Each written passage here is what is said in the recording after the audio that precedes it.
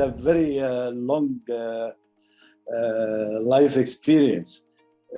Since 1983, after I finished my bachelor degree, undergraduate, and then I finished my postgraduate in Ain Shams University in Cairo, Egypt, in 1990. 1996, I had experience with the Saudi Arabia hospitals. Then I went to Kuwait for 2 years, and then Emirates since 2014, working as urologist specialist. I have got the membership of Royal College of England in 2004, and I have got diploma in laparoscopy from Strasbourg University in France in 2011.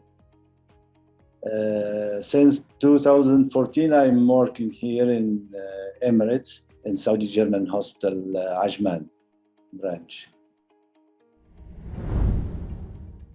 Laser is a new technology which make a big difference and make like a revolution in the treatment of benign prostate hyperplasia.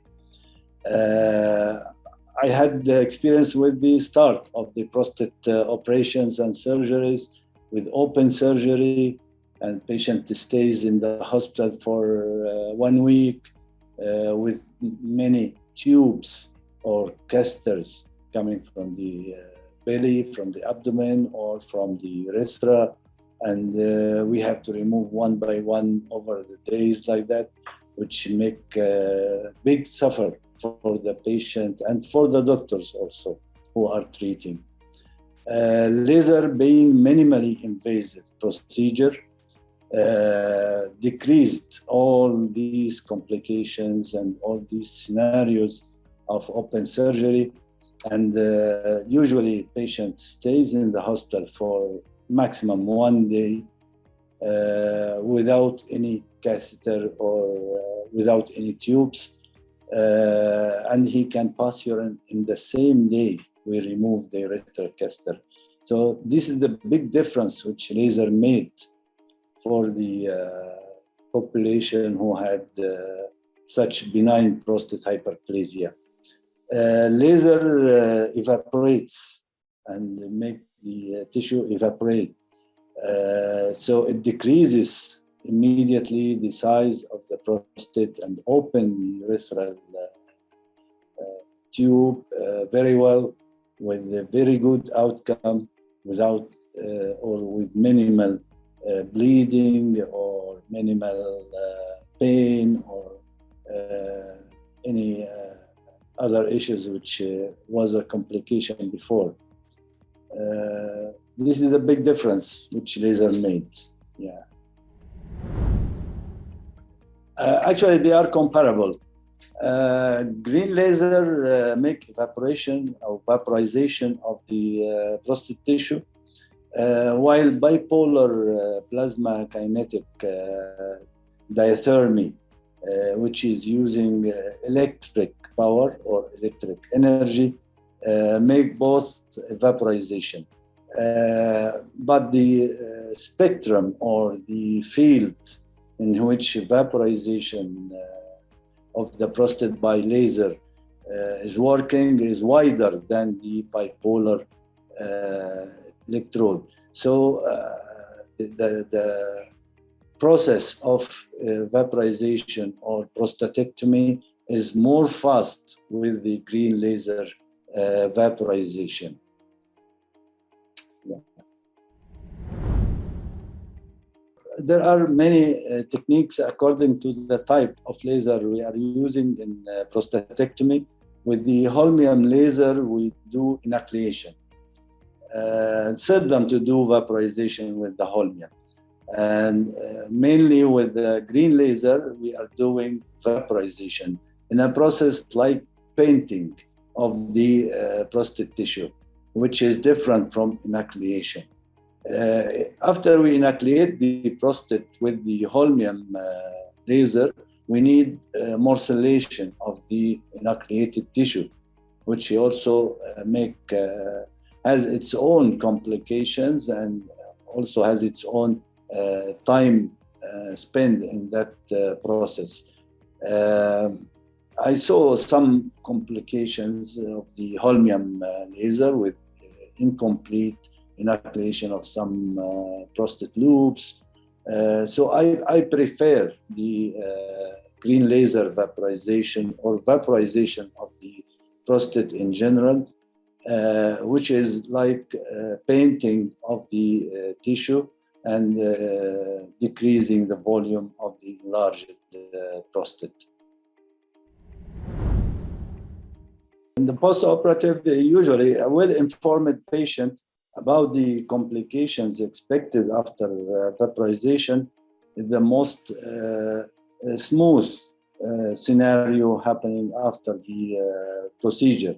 So informing the patient that he will have some burning sensation during passing urine or during the post-operative period will decrease the sensation itself. When you prepare the patient psychologically that he will have some troubles in passing urine in the immediate post-operative days, and then it will resolve gradually. This will help to relieve the post-operative complications. Actually, from the green laser vaporization, only these two complications which might happen, which is burning sensation or dysuria and irritable bladder syndrome or some troubles in passing urine in the first few days, like urgency, incontinence sometime. But actually, green laser is the best for patients who are taking anticoagulant because it has minimal bleeding, and I didn't see any bleeding complications from such a procedure. On the contrary to other procedures done for the prostate before, like TUR or by bipolar resection or monopolar resection, there are some bleeding complications which are respected and may need also blood transfusions for that. Green laser vaporization eliminate this complication totally and become the best solution for such patients who have anticoagulant treatment. After green laser or laser vaporization of the prostate, most of the patients of enlarged prostate usually have multiple etiologies for the lower urinary tract symptoms. So some patients have overactivity of the bladder more than the obstructive effect of the prostate itself. Some have comorbidities like diabetes. Some have comorbidities like ischemic conditions of the pelvis in general and bladder specifically. And all these problems or complications usually get relieved after the laser vaporization of the prostate. Though in some patients it gets very fast within few days. In other patients who have diabetes, for example, or comorbidities, may resolve over 1 month or 2 months, like that.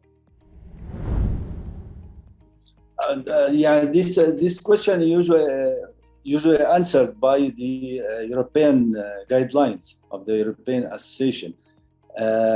First of all, we try with the enlarged prostate patient to give some medical treatment to get relief of the symptoms. We start usually with the alpha blockers. 5-alpha reductase inhibitors may be not suitable for all patients from the start because they have side effects of being anti-androgen effects, whether on sexual activity or on other cardiovascular parameters. So I start usually with the alpha blockers, alpha-reductase or tamsulosin, once daily for 1 month, and reevaluate again the effect of these medicines on the flowmetry to have objective evidence of the improvement of the symptoms. Some patients are responding well for the alpha blockers. Others are not responding, or condition is stable for them as nocturia and overactivity of the bladder, which make frequency, urgency. All these symptoms may not respond from the first month. If they prefer to do laser, I offer them the laser vaporization after first month. If they want to continue for 2 or 3 months like that with the same medicine, I will give them the chance to again continue with the medicines, but I inform them to have very near like active surveillance for the patient, or watchful waiting for the effect of the medicine and inhibition of any other complication, which is scareful for him and also tedious for the doctors, which is retention of urine. If they got a retention attack, the best thing I think to do is the laser vaporization of the prostate. Actually, the European Association every year is updating the guidelines. I wish that everybody can read it. This is the main thing. Actually, the parameters they are putting in these guidelines are covering most of the problems of the enlarged prostate and the steps of treatment of the enlarged prostate.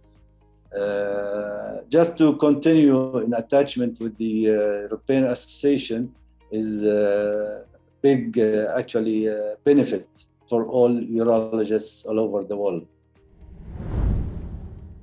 Patients usually who had urology problem, he will go to the GP, for example, at the start, and he will try to solve his problem by fixed medicines.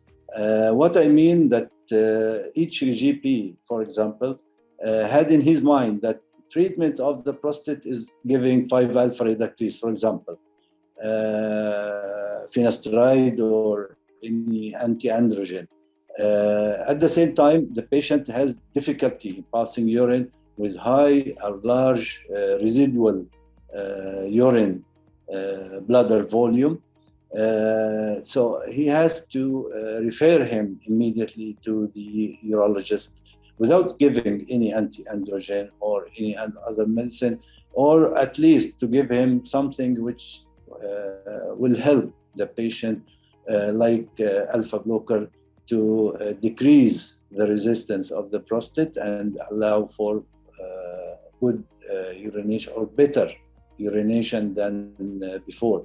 So the GP has to be open-minded with the other options of treatment, and to make the scenario of treatment according to the individual problem patient suffering. For example, other examples, patient with frequency urination and urgency to go to toilet every 30 minutes like that. And I find some GPs give anticholinergic, for example. This will make the bladder more lazy to contract and will make a problem of retention of urine to the patient. So we shouldn't give any medicine without going through the underlying etiology of the patient's symptoms. So my advice to all GPs that please refer the patient immediately to urologist, even without giving medicine. This is the best thing you can do for such patients who have complicated or multiple lower urinary tract mixed lower urinary tract symptoms to solve his problem properly. Yes, the age group of the benign enlargement of the prostate is the same as the erectile dysfunction age group. Patients who are above 50, for example, and most of them have enlarged prostate and have erectile dysfunction at the same time. Most of let us say a large proportion of these patients have the same problem in the same time. We have to consider this during giving the treatment for the enlarged prostate. And medical treatment of the enlarged prostate with such medicines like 5-alpha-reductase will worsen the erectile dysfunction complication. So only alpha blockers are allowed in such cases, and we have to search for other etiologies of the erectile dysfunction in such group. For example, the metabolic syndrome. Happening of metabolic syndrome in such patient is very common, and we have to search for the other reasons for erectile dysfunction. Nowadays, there is a trend to give tadalafil or to give sildenafil, 5-alpha-reductase inhibitors to help alleviate this association of erectile dysfunction with enlarged prostate. Enlarged prostate by itself will not make erectile dysfunction. Just in association of such two diseases together, which make the trend to give such treatments. Yeah. I always advise that if you love what you are working with or you are doing, you will be a pioneer in that field. Actually, all residents going through the urology studies, they are get passionate with the urology specialty by having problem solving depending on their experience day by day and studies and going through the technology which the urology surgery using every day. So my advice is to read, do, and get experience more and more.